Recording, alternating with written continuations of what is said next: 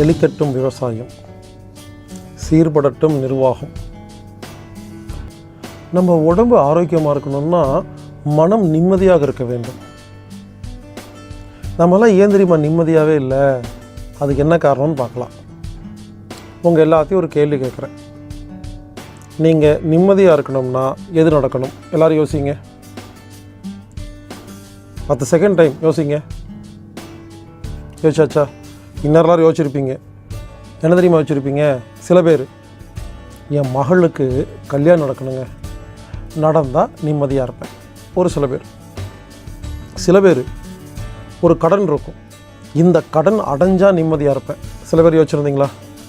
சில பேர் ஒரு கம்பெனிக்கு வேலைக்கு போயிட்டுருப்பீங்க, ஒரு சொந்த ஃபேக்ட்ரி வச்சு முதலாளியானால் நிம்மதியாக இருப்பேன்.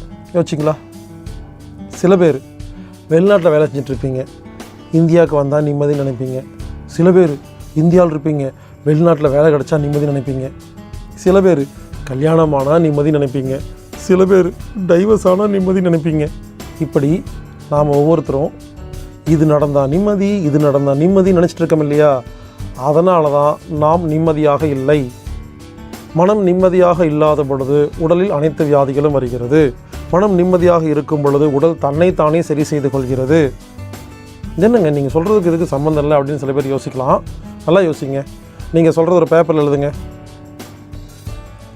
ஒரு சொந்தமாக வீடு கட்டினாதான் நிம்மதி அப்படின்னு யார் உங்கள் வாயிலிருந்து சொல்கிறீங்களோ, இதுக்கு என்ன தெரியுமா அர்த்தம்? நான் சொந்தமாக வீடு கட்டுற வரைக்கும் நிம்மதி இல்லாமல் இருக்கிறேன் என்பதை நீங்கள் ஒத்துக்கொள்கிறீர்கள். நீங்களே யோசிச்சு பாருங்கள். என் மகளுக்கு திருமணம் நடந்தால்தான் நிம்மதின்னு யாரெல்லாம் சொல்கிறீங்களோ, என் மகளுக்கு திருமணம் நடக்கிற வரைக்கும் நான் நிம்மதியாக இல்லாமல் தான் இருப்பேன் அப்படின்னு ஆட்டோமேட்டிக்காக நிம்மதி இல்லாமல் இருக்கிறேங்க.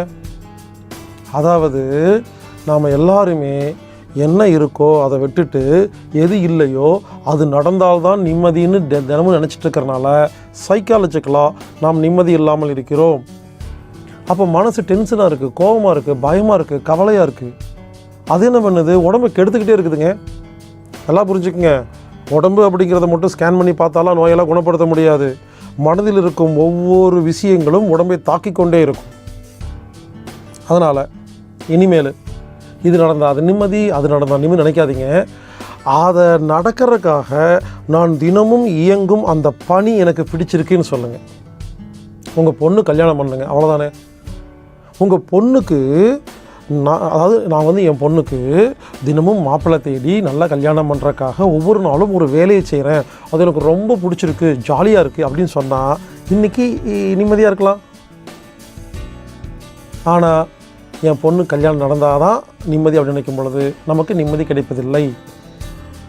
நான் கேட்குறேன், ஒரு காரியம் செய்கிறதுக்கு ஏன் கஷ்டப்படணும், ஏன் பாடுபடணும், ஏன் போராடணும்? ஜாலியாக பண்ணுவோமே. புரியலையா? புரிகிற மாதிரி சொல்கிறேங்க. அதாவது ஒரு 50 பேர் சேர்ந்து ஒரு பஸ்ஸை பிடிப்போம். நாம் எல்லோரும் ஊட்டிக்கு டூர் போகலாம். என்னாகும்? பஸ்ஸு கிளம்பிடுச்சு, ஊட்டிக்கு போயிட்டுருக்கு. எப்படி இருக்கும்? ஜாலியாக இருக்குமா? எல்லோரும் கை தட்டி பாட்டு பாடுவோம்.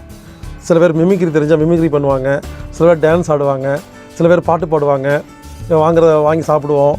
ஜாலியாக சந்தோஷமாக சிரித்து பேசிட்டு ஜாலியாக போவோமா? ஊட்டி போகிற வரைக்கும் ஜாலியாக இருந்துச்சா? ஊட்டியில் போய் பஸ்ஸு நிற்கிது. ஊட்டியில் பயங்கரமான மழை பொழியுது.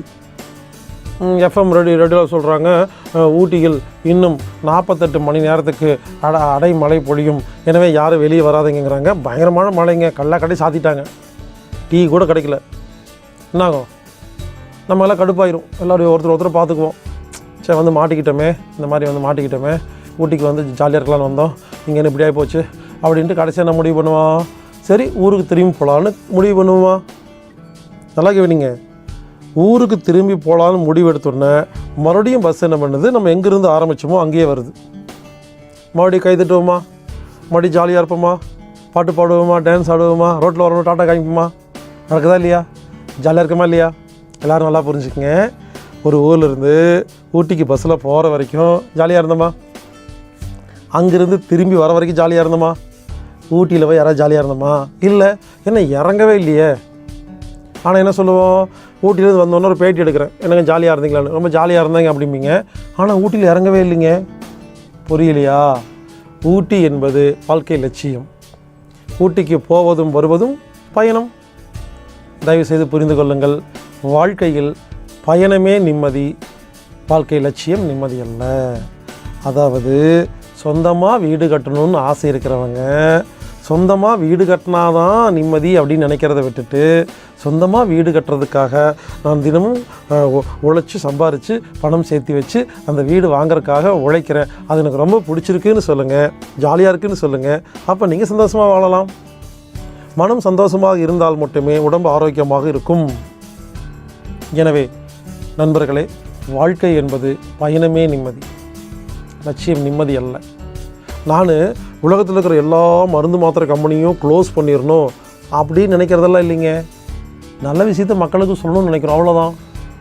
ஸோ இது நடந்தால் தான் நிம்மதி நினச்ச பல மகான்கள் சீக்கிரமாக இறந்துட்டாங்க. இப்போது பாரதியார் எடுத்துக்கோங்க, விவேகானந்தர் எடுத்துக்கோங்க. இவங்கெல்லாம் ஏன் தெரியுமா சின்ன வயசுலேயே இறந்துட்டாங்க? இவங்க என்ன பண்ணிட்டாங்க, தூக்கமே இல்லாமல் இரவு பகலாக இந்த காரியம் நடந்தால் தான், சுதந்திரம் கிடைச்சா தான் நிம்மதின்னு முழு நேரமாக அதில் இயங்கும் பொழுது நம்ம ரெஸ்ட்டே இல்லாமல் உடம்பு பாதிச்சிருங்க. ஜாலியாக செய்யணும். புரியலைங்களா? கடைசியாக சொல்கிறேன். ஒரு நாள் நான் ஒரு ஊருக்கு போயிருந்தேன் இந்த மாதிரி பேசுகிறதுக்கு. அந்த ஊரில் ஒரு நாள் நிகழ்ச்சியில் 12,000 பேர் வந்தாங்க. 4 நாளுக்கு அப்புறம் இன்னொரு ஊருக்கு போயிருந்தேன், 7 பேர் தான் வந்திருந்தாங்க. 12,000 பேர் வரும்பொழுது பெருமையும் அல்ல, 7 பேர் வரும்பொழுது வருத்தமும் அல்ல. ஆனால் நிகழ்ச்சி ஏற்பாடு பண்ணவங்க பெருமைப்பட்டாங்க, வருத்தப்பட்டாங்க. நான் ஜாலியாக பண்ணிட்டு தூங்கிட்டேன். அதாவது இன்று எந்த காரியம் செய்ய முடிஞ்சதோ இறைவா நன்றின்னு நல்லா நிம்மதியாக தூங்கிட்டோம்னா நமக்கு கண்டிப்பாக வாழ்க்கை என்பது ஒரு பயணம் நிம்மதியாக இருக்கும். ஆனால் பல பேர் என் ஹஸ்பண்டு தலையில் முடி முளைச்சாத்தாங்க நிம்மதி அப்படின்னு நினைக்கிறீங்களா? இந்த ஜென்மத்தில் முளைக்காது. என்ன பண்ணுவீங்க? நிம்மதி இல்லாமல் இருப்பீங்க. புரிந்து கொள்ளுங்கள். எப்பொழுதுமே வாழ்க்கை லட்சியத்தை நிம்மதி என்று நினைக்காமல் அதற்காக பயணம் செய்யும் அந்த வாழ்க்கை, ஒவ்வொரு நாளும் ஒவ்வொரு நிமிடமும் நாம் செய்யும் ஒவ்வொரு பணியையும் ருசித்து செய்யும் பொழுது கண்டிப்பாக நாம் நிம்மதியாக வாழ்வோம். நிம்மதியாக வாழ்ந்தால் உடம்பு ஆரோக்கியமாக இருக்கும். எனவே நாம் பயணத்தை ரசிப்போம், நிம்மதியாக வாழ்ந்து ஆரோக்கியத்தை அதிகம் செய்வோம். செழிக்கட்டும் விவசாயம், சீர்படட்டும் நிர்வாகம். மேலும் விவரங்களுக்கு www.anatomictherapy.org அடிக்கடி பாருங்கள். அதில் பல்வேறு ஊர்களில் பல்வேறு நிகழ்ச்சி நடக்குது, அதையெல்லாம் தெரிஞ்சுக்குங்க. மேலும் விவரங்களுக்கு 9944221007 அப்படிங்கிற எனது அலுவலகத்துக்கு தொடர்பு கொள்ளுங்கள். நன்கொடை கொடுக்க விருப்பம் இருக்கிறவங்க கூகுள் பே, ஜிபேயில் 8870666966 அப்படிங்கிற எண்ணுக்கு நீங்கள் கொடுக்கலாம். நன்கொடை தேவைப்படுகிறது. அம்மி இயற்கை அங்காடியில் உங்களுக்கு ஏதாவது பொருள் வேணும்னா 9500655548 அப்படிங்கிற எண்ணுக்கு தொடர்பு கொண்டு நல்ல பொருட்களை வாங்கி வீட்டில் பயன்படுத்துங்கள். மீண்டும் அடுத்த நல்ல பதிவோடு உங்களை சந்திக்கிறேன். இப்படிக்கு ஹீலர் பாஸ்கர்.